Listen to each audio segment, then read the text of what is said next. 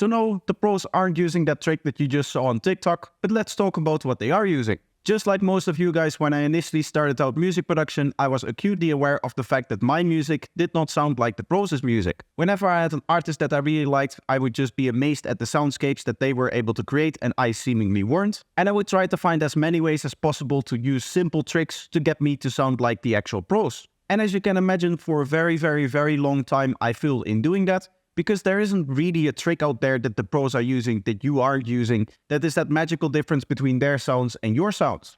And I think that we all like to imagine our favorite artists just knowing exactly what they're doing, and they just have one little extra switch that they have turned on that you haven't. Now you might also admire the gear that they use or the different plugins that they use, and you want to get everything that they have as well. Yet once you've acquired all of the gear that you need and all of the tricks in the world, your music is still not sounding like the pros. And that is because, if you think about it, there's a really uniquely human element to the art of making music. While you don't have to physically train like you do with, for example, a sport or playing an instrument, there is a mental aspect that you need to train, and that is your ability to listen. And what I mean by that is, when you start out, you have a rough idea of how a track is supposed to sound. In fact, most beginners are acutely aware of that their music does not sound like the pros, and there's a reason for that. We have this rough idea of what a track is supposed to sound like, but we lack the literal listening experience and kind of the ability to make judgments that is needed to get to a pro level. And really where I want to go with this video is, I want to get you to accept that there isn't really a single trick or a simple solution to, oh, I'm just going to implement this one thing and then I'm going to sound like the pros. As you can imagine, if you want to sound like people who have been doing music for like, say, a decade or 2 decades or something like that, the people that really know, for example, how to mix a track and that kind of thing, well, if they have decades of experience, it is very likely that you'll also need decades of experience in order to sound exactly like that. Now, as you can imagine, I don't want to sit here and say, oh, that dream that you have, that you're going to be a music artist very soon, that is going to be shattered. Because of course, there is ways that you can accelerate this process.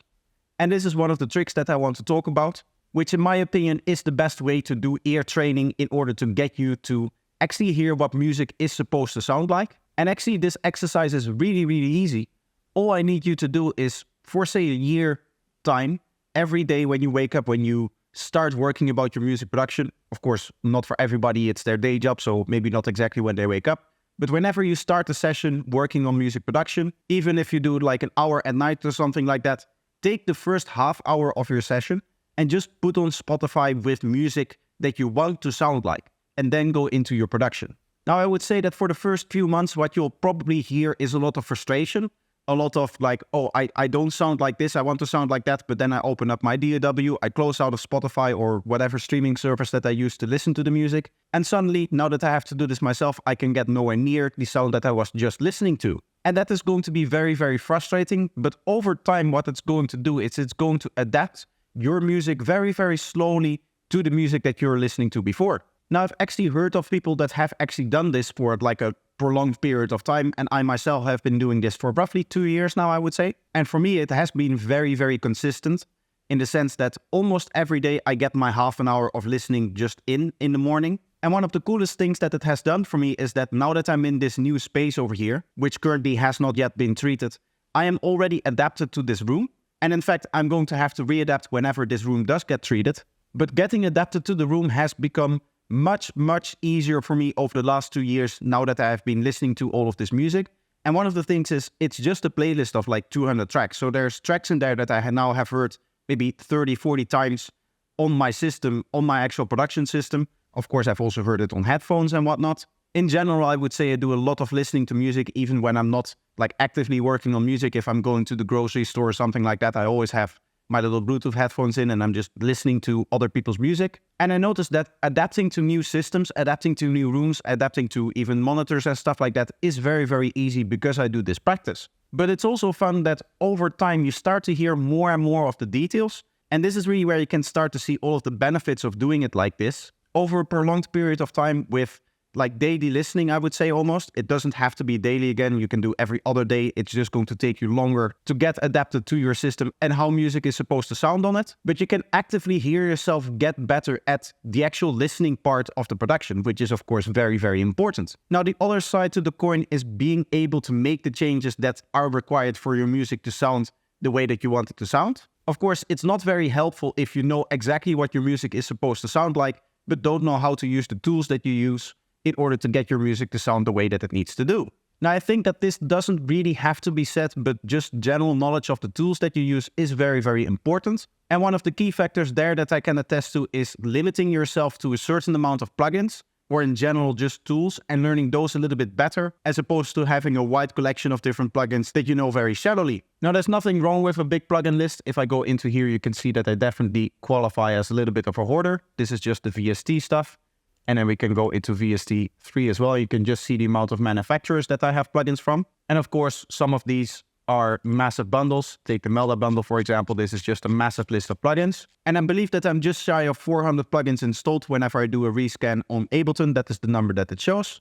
And truth be told, I haven't used all of those plugins yet. There's plugins that I have installed on my systems that I've never opened. Part of that is because they're part of a bigger bundle, that I really like the bundle, but just not use that particular plugin. But others are also plugins that I've thought were really useful, that may come in handy with a workflow thing, and then I find out that it doesn't exactly work the way that I wanted to. And there's also other times where I install a whole bunch of plugins at the same time. For example, on the Black Friday, you can imagine that this would happen where you just get a bunch of deals. And in that case, I might forget that I have a couple of plugins installed and just end up never using them. Now, as you get more and more advanced, one of the things that you will realize is that these plugins are very useful. There are certain situations where there's this one plugin that you have in the back of your head that you know does this one thing really well and that you can use it for. One of the examples that I want to give for that is this plugin called Lufticus.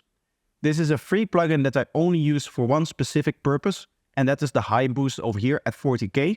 You'll mainly see me use this in mixing sessions over in Reaper. This is in fact a production that I'm almost finished with and that I need to export in order to go to mixing. But the only thing that I ever use this EQ for is for this high boost, and mainly on stuff like my top hi-hats, my top snare. Anything that needs a little bit of extra bite in the high frequencies gets a little bit of this plugin on it. And the reason for that is I just really like the sound of this particular EQ boost. I don't know how it's implemented. I don't know how it's done. It's obviously a very interesting high shelf idea because it's boosting at 40K, which is a frequency much higher than what we are able to hear. But I imagine that it's sloping off nicely into the audible frequencies, and that is where the magic lies.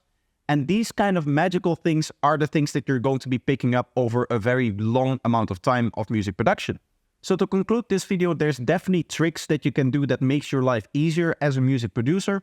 There's never really going to be a trick that is going to take you from beginner or intermediary level into pro level, if you can even define that, to be honest. Up until this point, I've basically just defined it as the people that other people tend to look up to, because that is how it's used in those kind of clickbaity titles like, use this trick to sound like the pros. I wouldn't say that there's really such a trick that instantly gets you to a higher level of just experience or ability.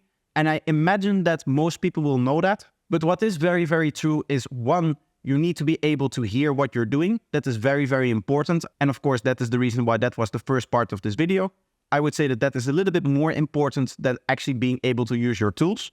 I still believe in the saying that it's not about the gear, but it's the person touching the gear that is really important. And this is the reason why the person touching the gear is probably either a trained engineer or musician with a whole bunch of experience. And that is the reason why the music that you look up to sounds so much better than your own music. Now, the final thing that I want to say is that despite there being people that look up to my music that way, I want to make very, very clear that that feeling that you're not exactly at the point where you want to be never goes away. And that is the beauty of music production.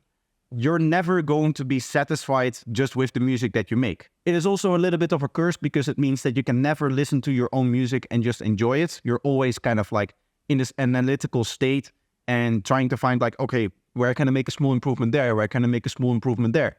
And of course, you're always going to listen to other people's music with the mindset of like, I wish I could make this. I wish I could make that. Oh, there's a cool thing that I don't know how to do. Oh, there's a cool thing that I don't know how it was made. Those things are always going to happen. And in my opinion, that is the fun part of music production. That is what keeps you going. Because while you can see yourself improving, which is very satisfying, you can also see everybody else improving. And you want to, of course, kind of try to catch up at that point. So that's everything that I wanted to talk about for today. I know that this kind of thing has been debunked before, but I just want to say it once more. I feel like there's certainly people that think in the wrong ways about music production, that still think in the terms of, oh, I just need one trick and then I'm good, then I'm going to be making amazing music. So I just wanted to debunk that claim and give you my 2 cents on what you should focus on instead. So that's going to be the video. If you enjoyed this, let me know by leaving a like and make sure that you're subscribed. Another way that you can support the channel is by checking me out on Patreon, where you'll get some nice benefits for your financial support. But I hope you enjoyed the video. I hope to see you in the next one. Bye bye.